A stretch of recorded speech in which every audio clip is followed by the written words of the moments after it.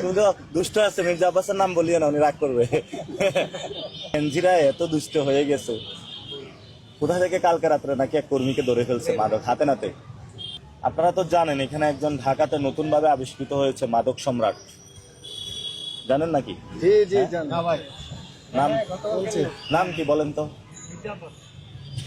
এই তুমি তো দুষ্ট আছে, মির্জা আব্বাসের নাম বলিও না, উনি রাগ করবে। এটা কিন্তু আখের রস, এই আখের রস থেকে আরো অনেক কিছু বানানো যায়।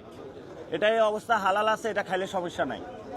যারা এগুলো পচায়া উল্টাপাল্টা খায়, যাদের কর্মী, তাদেরকে বলবো ওইগুলা না খায়া আখের রস খান। কি ভাই, এটা হালাল না?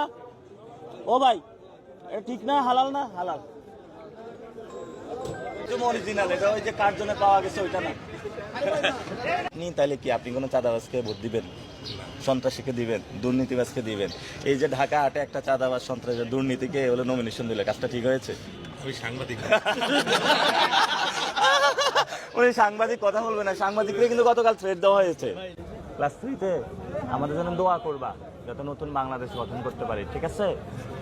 দেশপ্রেম পড়ছো না একটা গল্প?